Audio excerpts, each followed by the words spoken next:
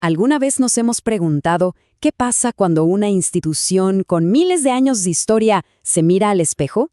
Bueno, hoy vamos a hacer justo eso. Vamos a analizar un diagnóstico, uno bastante directo, sobre el futuro de la Iglesia. Y ojo, no se trata de una crítica por criticar, sino de ver una hoja de ruta que se propone como necesaria. Así que vamos a meternos de lleno en este tema. Y es que, miren, el análisis nos pone frente a una encrucijada, de esas que marcan un antes y un después. Por un lado, tenemos un camino, el de un avivamiento inteligente, con propósito, con dirección.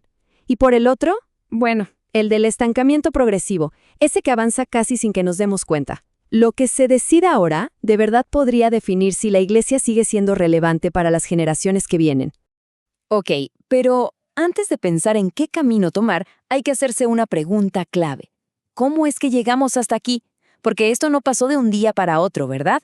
Es el resultado de muchas cosas que, quizás, fueron creciendo sin que nadie les prestara mucha atención.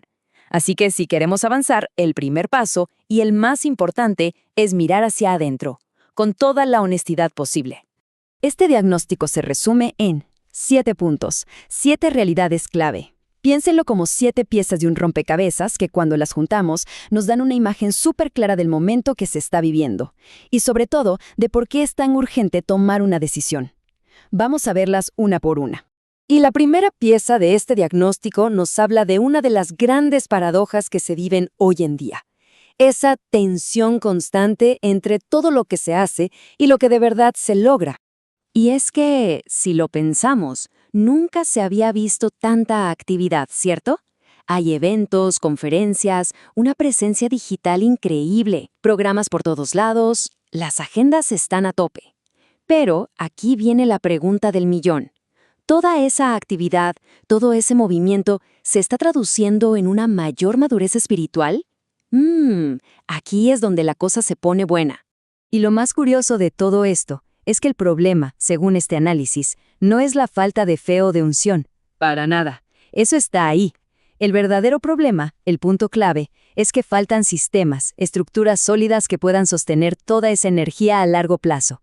Sistemas que ayuden a que el crecimiento sea profundo, sostenible y no solo algo superficial, de números. Claro, y esta falta de estructura es como un efecto dominó. Alimenta directamente otros 2 problemas que están súper conectados entre sí y que de alguna manera marcan el ritmo de muchas congregaciones hoy. Por un lado, tenemos una espiritualidad que es, emocionalmente súper intensa, pero que a nivel doctrinal es bastante frágil. De mucho impacto emocional, sí, pero con poca tolerancia para el proceso, para la disciplina. Y por otro lado, ¿qué tenemos? Un liderazgo totalmente sobrecargado. Como no hay estructuras confiables, pues el líder centraliza todo, predica, administra, aconseja, todo. El resultado, líderes quemados y una congregación que depende más de la emoción del momento que de un conocimiento sólido. Y por supuesto, esta dinámica no se queda ahí.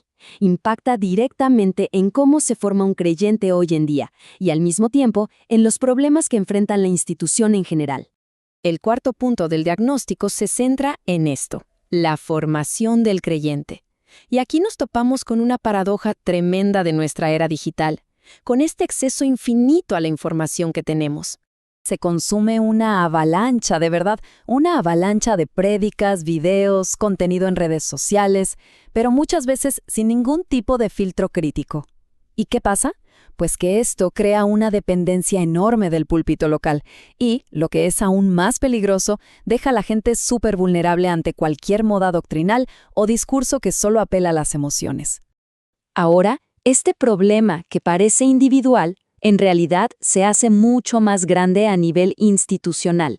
Porque, claro que hay muchísimas iglesias que hacen las cosas de maravilla, pero el tema es que no hay un estándar común. No hay una base que garantice buenas prácticas para todas. Y eso crea un vacío bien grande. Y esa falta de un estándar mínimo tiene consecuencias súper concretas y serias. Hablamos de manejos financieros poco claros que, obviamente, generan desconfianza. Y, algo todavía más crucial, la falta total de protocolos para enfrentar situaciones tan gravísimas como los casos de abuso. Al final eso deja en una situación de vulnerabilidad, tanto a las víctimas como a las propias congregaciones. Inevitablemente, todos estos problemas internos terminan por desbordarse. salen hacia afuera y afectan de forma muy directa la manera en que la sociedad ve a la Iglesia hoy en día. Y es que hoy la Iglesia tiene una visibilidad pública como nunca antes. Pero, ¿cuál es la otra cara de la moneda? Que vive bajo la lupa, bajo un escrutinio constante. Su credibilidad ya no es algo que se asume, al contrario, es algo que se tiene que ganar y defender todos los días. ¿Y por qué pasa esto? Muy simple, porque la sociedad ya no se queda solo con lo que la Iglesia dice, ahora observa, y muy de cerca, lo que hace. La falta de coherencia, los manejos financieros opacos, las alianzas políticas cuestionables, todo eso debilita muchísimo su testimonio. Y aquí está el punto clave. La integridad no es un accesorio, es su capital más importante, el más valioso para cumplir su misión.